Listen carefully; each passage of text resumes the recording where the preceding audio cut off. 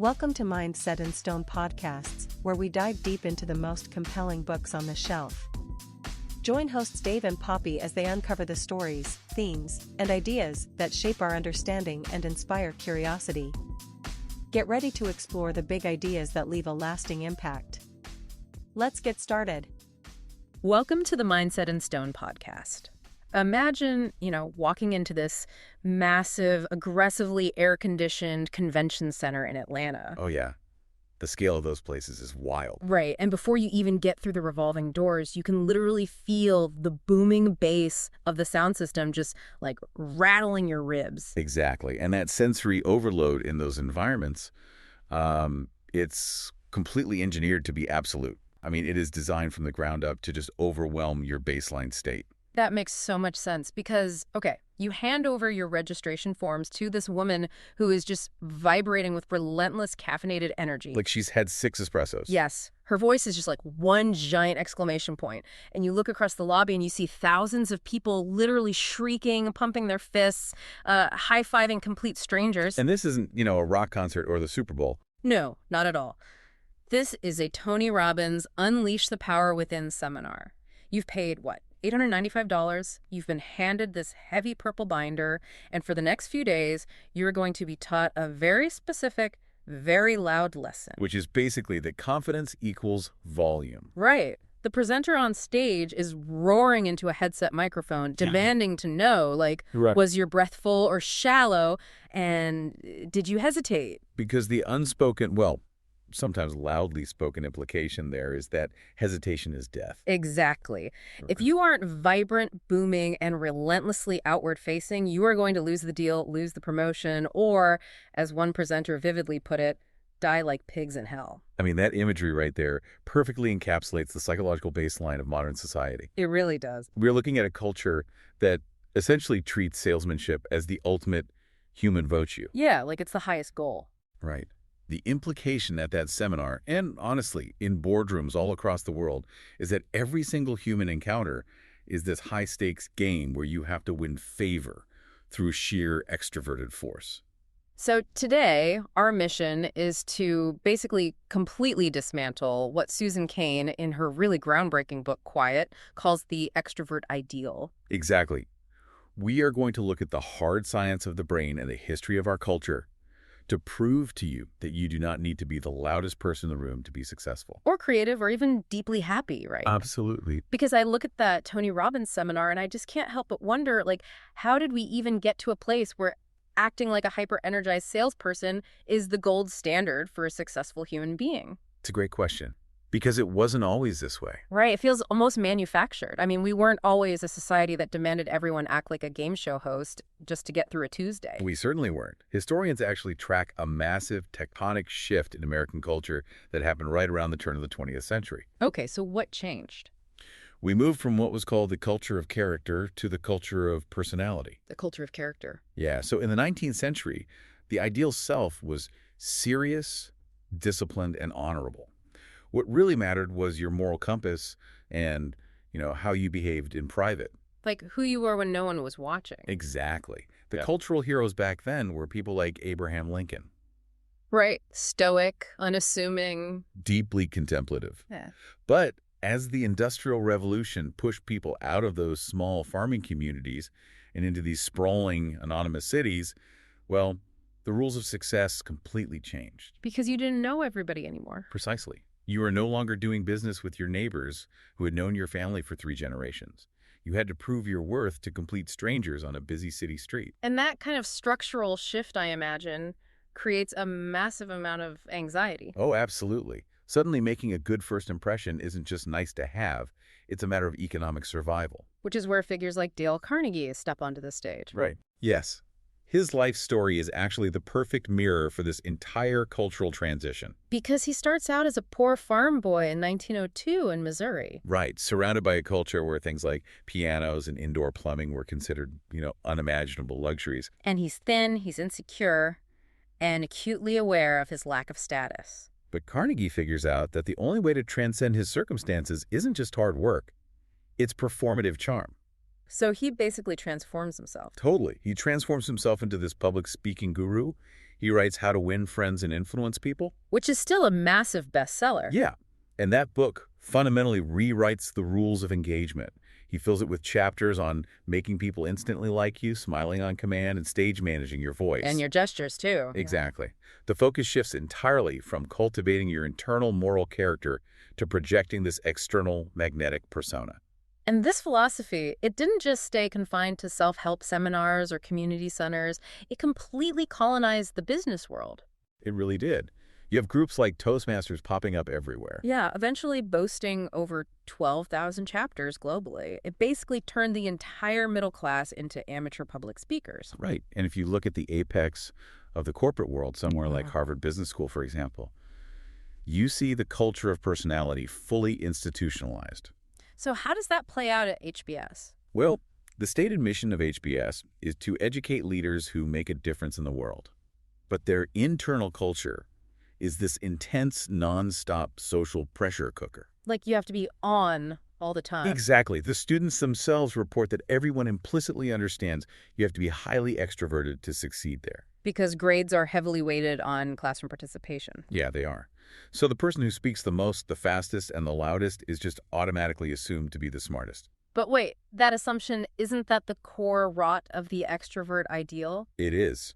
The corporate world has fabricated this massive, unscientific correlation between extroversion and leadership. We equate a booming voice with actual intelligence. Right. We just assume the person dominating the brainstorming session is the best person to lead the team. I have to push back here, though. I mean, HBS produces an enormous number of highly successful CEOs. Charisma clearly works. Oh, for sure. When a company is facing a crisis, a loud, highly visible, commanding presence can really rally the troops. So is the goal of this deep dive just to bash extroverts and pretend that being outgoing is somehow a character flaw? Not at all, and I'm really glad you brought that up. It is vital to separate the critique of the ideal from a critique of extroverts. Okay, that's a good distinction. Because society absolutely needs extroverted energy. The writer, Alan Shawn, captures this perfectly in the book's epigraph. What does he say? He notes that a species where everyone was General George Patton would fail just as fast as a race where everyone was Vincent van Gogh. Oh, I love that. Right. The world desperately needs its athletes and its philosophers, its warm-hearted social glue and its hard-hearted analytical thinkers. So the danger is not that extroverts exist. Exactly. The danger is the cultural imbalance that demands everyone pretend to be Patton, which effectively marginalizes the quiet half of the population. So a practical mindset shift for anyone listening who feels, overshadowed at work is to stop equating volume with leadership capacity. Yes. We have to separate the presentation from the actual substance. Let's look at a real-world example, Rosa Parks. When we picture the leaders of the civil rights movement, our minds usually jump to the booming, charismatic orators standing at podium. Naturally. But Rosa Parks was fundamentally quiet. People described her as having the sweetness and unassuming nature of Alice in Wonderland. Which is incredible to think about. Right. Her natural introversion did not prevent her from being a leader. In fact, her quiet, unyielding refusal to give up her seat on that bus was arguably one of the most powerful displays of leadership in American history. And it worked precisely because she wasn't a brash, loud agitator. Yes. Her quiet dignity highlighted the brutal absurdity of the segregation laws. Exactly. And, if we falsely believe that all leaders must be loud, we inevitably fall into the trap of believing that all great ideas must come from loud, collaborative environments. Which brings us to the modern workplace and the tyranny of what's called the new groupthink. The corporate obsession with relentless collaboration has completely eroded the space required for actual deep thought. The physical manifestation of this new groupthink is the open office plan. And let me tell you, it is an architectural nightmare for human focus. It really is. We see it in tech giants, traditional banks, even newsrooms. The walls have literally been torn down. And the amount of square footage per employee has shrunk dramatically over the last few decades. Yeah, you are placed at this communal table, entirely exposed to the conversations, the phone calls, and, the nervous habits of dozens of other people. It's like trying to write a complex novel while sitting in the middle of a bustling, clattering restaurant. And it's not just the workplace. The education system is doing the exact same thing to children with cooperative learning. Oh, right, where teachers are encouraged to throw kids into pods for every single assignment. Exactly, treating solitary work as if it's some relic of the past. But why is society insisting on this enforced group environment when it clearly exhausts and distracts so many people? Because organizations have confused the feeling of productivity with actual innovation. A loud room feels busy, so management assumes great things are happening. But the reality of how the human brain generates breakthrough ideas is vastly different from a chaotic brainstorming session in a glass-walled conference room. Let's talk about Steve Wozniak, the man who is often called the nerd soul of Apple. Perfect example. When he invented the first Apple computer, he wasn't bouncing ideas off a dynamic team of collaborators in an open-plan office. No, he was working in total solitude in his cubicle at Hewlett-Packard long after everyone else had gone home. And he later offered very explicit advice to young creators. He told them that if they want to invent something truly great, they must work alone. Not on a committee, not on a team. Alone. And that isn't just anecdotal tech mythology. There is rigorous cognitive science proving that solitude is a biological prerequisite for mastery. This is the psychologist Anders Ericsson's work, right? Yes. He spent years studying expert performance. This is the research that eventually popularized the 10,000 hours rule. Okay, yeah. Ericsson looked at world-class violinists, chess grandmasters, elite athletes. He wanted to know what separated the good from the absolute best. And what did he find? He found that the defining factor was not group practice, it was deliberate practice. And deliberate practice requires a level of intense, agonizing cognitive focus that is simply impossible to maintain in a group setting. Exactly. When you are practicing deliberately, you are constantly pushing your brain just beyond its current capabilities. You're identifying tiny errors and correcting them in real time. And that process actually stimulates the production of myelin in the brain, right? Yes. Myelin is the substance that insulates nerve fibers and increases the speed of neural transmission. So you are literally rewiring your neurology. You are. And you cannot do that while simultaneously managing the social dynamics of a study group or, listening to your coworker eat an apple across the communal desk. Group work is fantastic for team cohesion and assigning tasks, but it is deeply counterproductive for skill acquisition. Completely. So the actionable strategy for the listener here is that you have to actively protect your environment if you want to produce anything of value. Yes. You need to implement deliberate practice time into your weekly routine.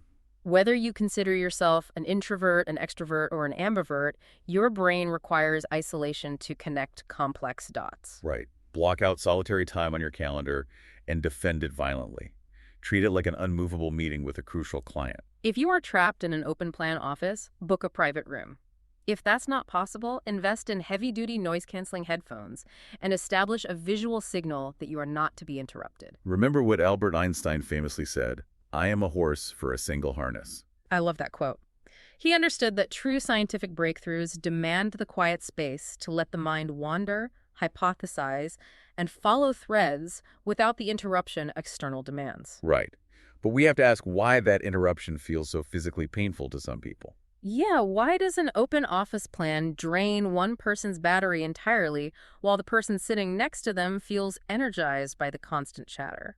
It is not merely a psychological preference. It is deeply rooted in human biology and neuroanatomy. See, I find the biological mechanisms behind personality so fascinating because they completely strip away the moral judgments we place on behavior. Exactly. We are talking about the literal wiring of the nervous system. The developmental psychologist Jerome Kagan ran some legendary longitudinal studies on human temperament.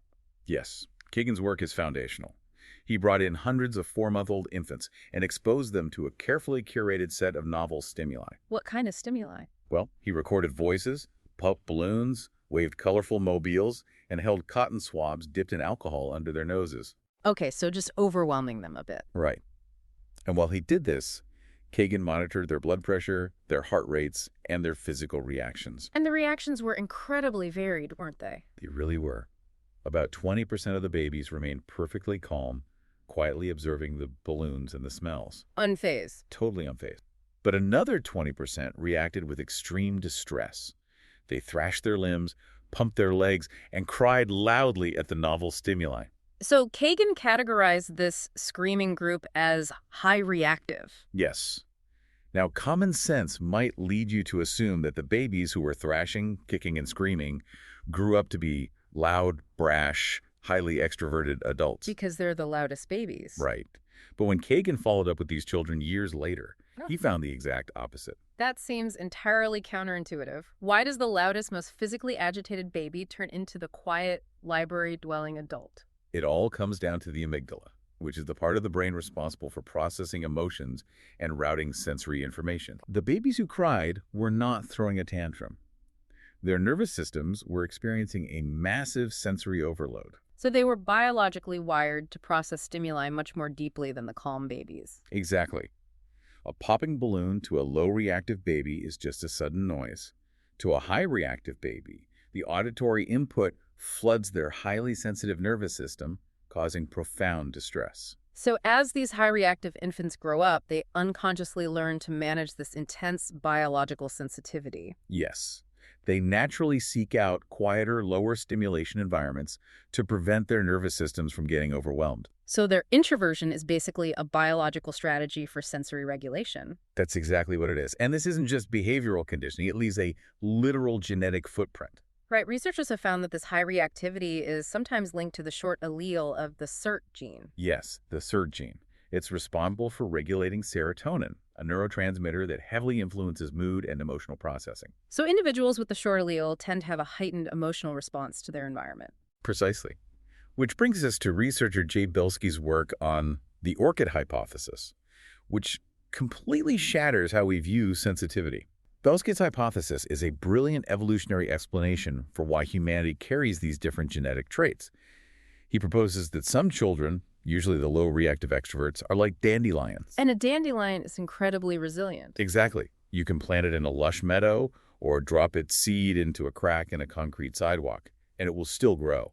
It is relatively unbothered by its environment. But the highly reactive kids, the introverts, are like orchids. Right.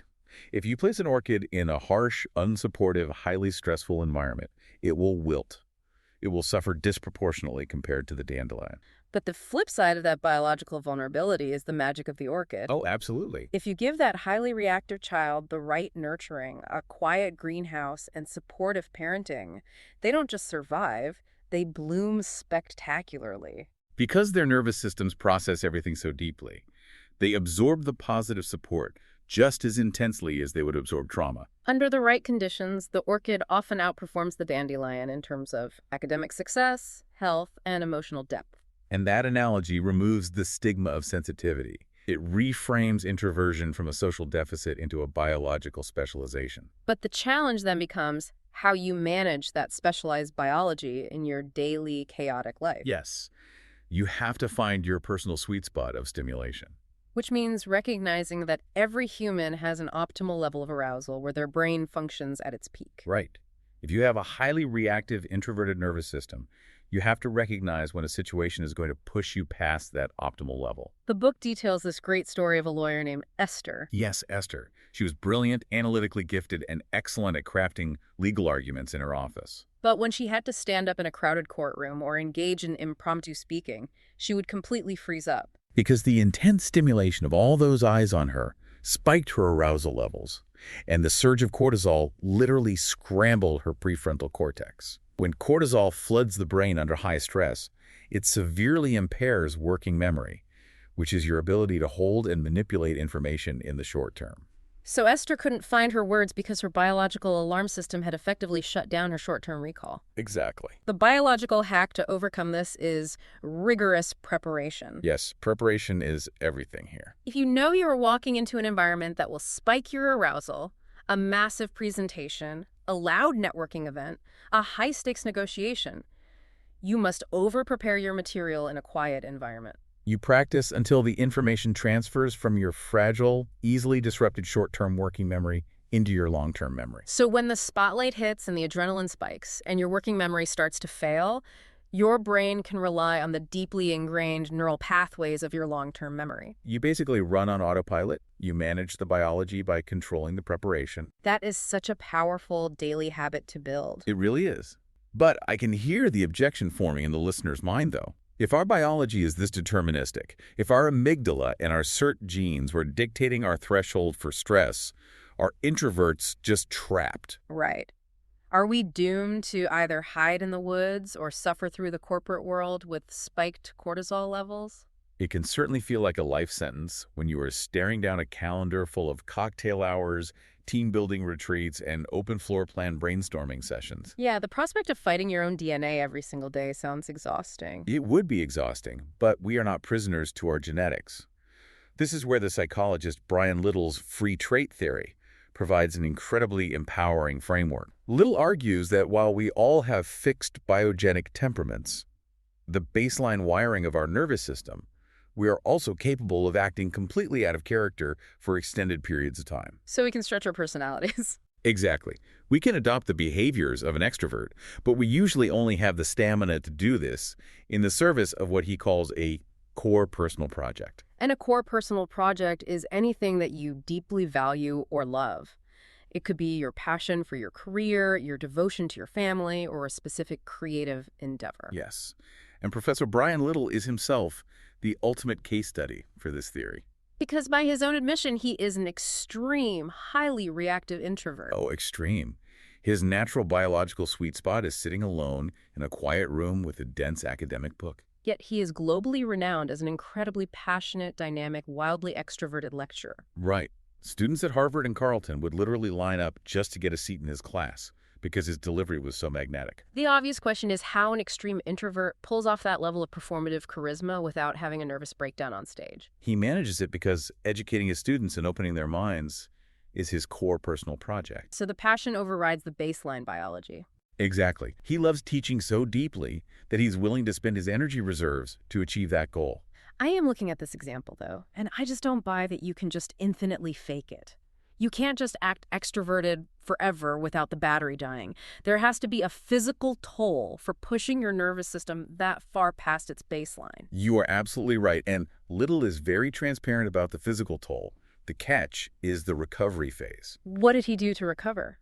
After delivering these powerhouse extroverted lectures, Professor Little couldn't just bounce to a crowded faculty mixer or go to a loud restaurant. He would have to literally hide in the university restroom.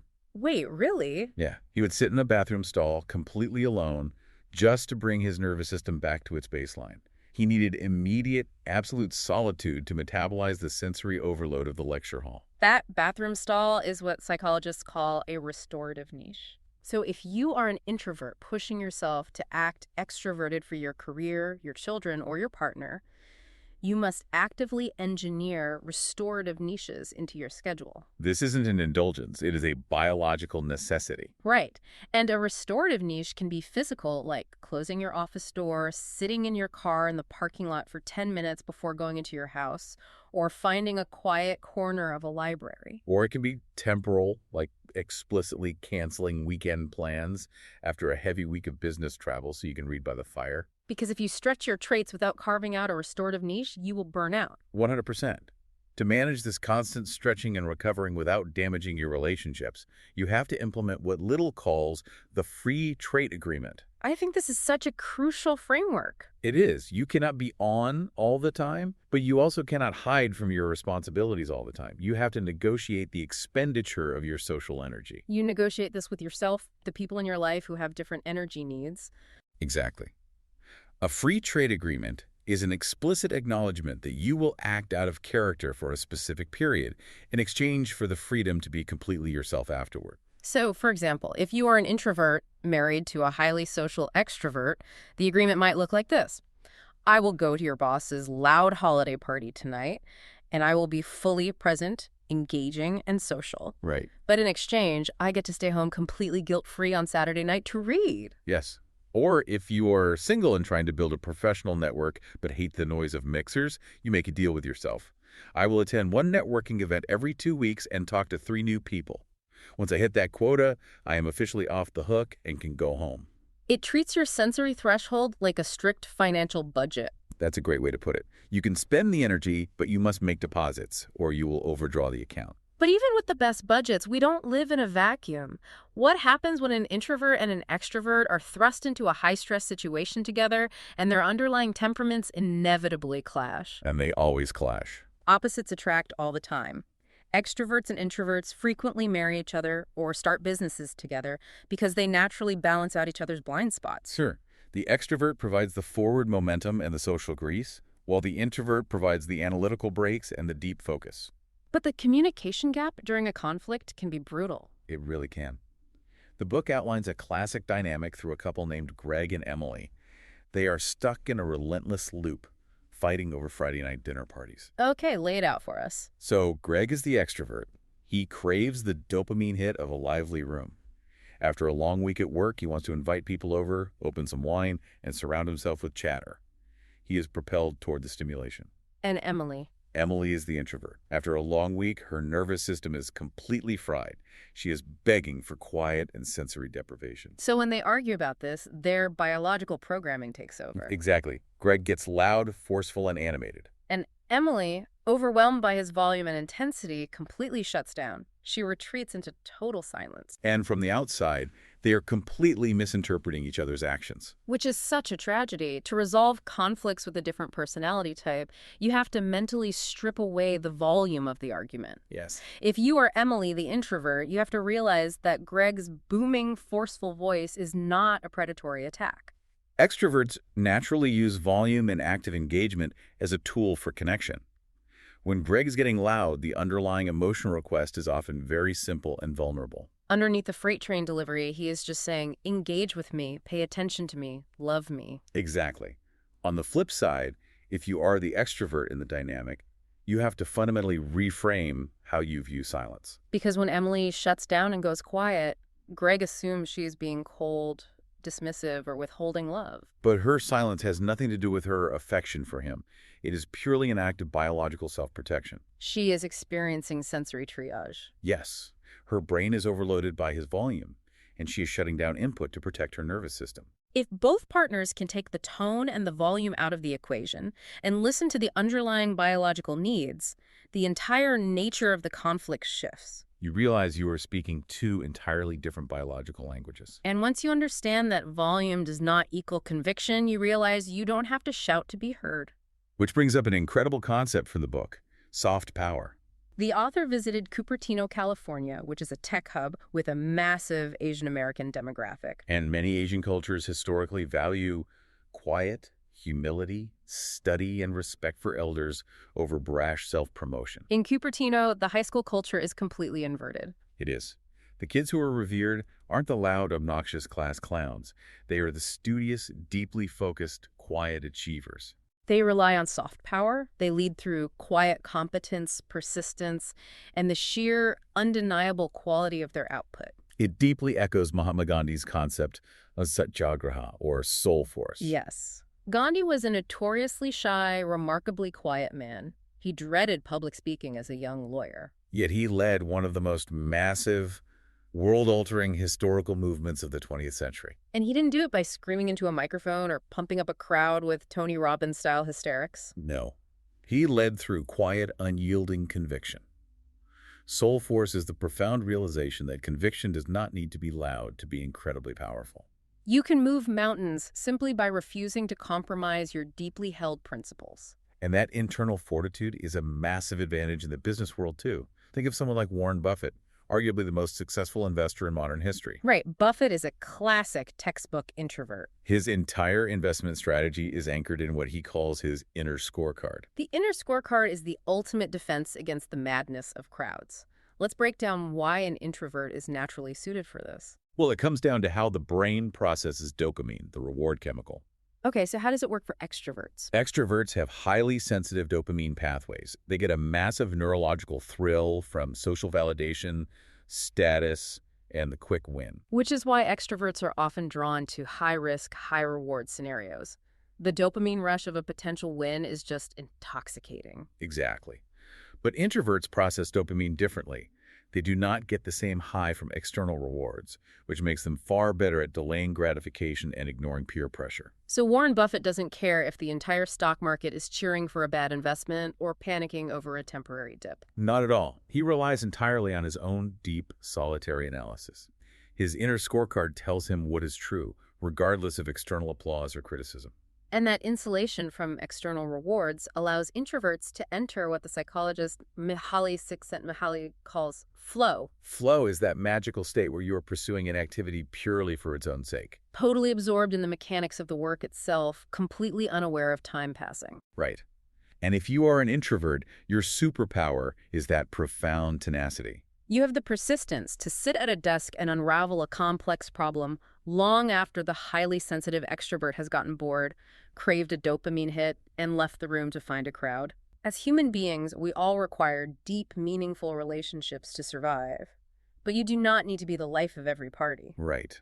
A few quiet, profound friendships are just as vital as a massive, buzzing social network. The secret to a well-lived life is figuring out how to put yourself in the right lighting. I love that phrasing. For some people, that truly is the glaring spotlight of a Broadway stage. They need the energy of the crowd to fuel their engine. But for others, the right lighting is a lamplit desk in a quiet room. You have to honor your biology. You must use your natural powers, your intense concentration, your insight, your ability to listen deeply to do work that matters to you. And as you reflect on your own history, it is crucial to reframe how you view your past struggles with this cultural imbalance. Right. The psychologist Dan McAdams studies narrative psychology, how the stories we tell ourselves about our lives shape our ultimate mental health. He focuses on the concept of the redemptive life story. In the book, there's a really poignant example of a man named David, who grew up as a quiet, deeply awkward kid. He was constantly bullied, marginalized by the loud jocks, and kicked out of the center of social circles. He had an entire childhood filled with painful, embarrassing moments. Yeah. But eventually, David found the drums. Drumming became his absolute core personal project. It was his way of speaking without having to shout. Exactly. Yeah. And as an adult, David looks back at his life, and he doesn't view his quiet, awkward youth as a tragedy or a failure. He realizes that the isolation he experienced was the very thing that drove him to master his instrument. His introversion was the crucible that forged his talent. Those past, awkward, quiet Charlie Brown moments weren't character flaws. They were the necessary price he had to pay to bang his own drum happily through the decades. People who live the most fully realized lives find meaning in their biological constraints. Your stumbles, your sensory overloads, your quiet retreats, those are exactly where your greatest treasures lie. I think that is an incredibly powerful place to leave our listener. I have a direct challenge for you to take away from this deep dive. Let's hear it. Tonight, I want you to grab a journal, find a quiet space, and ask yourself a hard question. Where in my life am I forcing myself to stand in a Broadway spotlight when I really need a lamplit desk? That's such a good question. Where are you fighting your own biology just to meet an artificial societal expectation? And looking at your calendar, what is one deliberate, unmovable, restorative niche you can carve out for yourself this week to let your nervous system recover? It is entirely about finding the courage to honor your own biology. Utilize free trade agreements when you genuinely need to stretch for the people or the projects you love, but absolutely never apologize for needing the quiet to recharge. We started this conversation talking about the suffocating noise of a Tony Robbins seminar and the exhausting pressure to always be on. Yeah. But the fundamental truth of the quiet mind is this. You do not need to be fixed because you are not broken.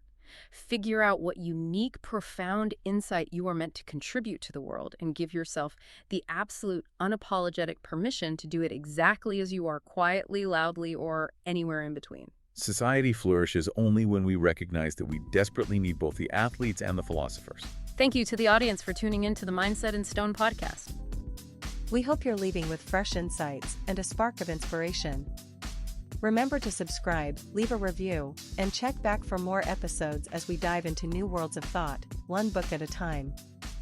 Until then, keep your mind set in stone and your curiosity open.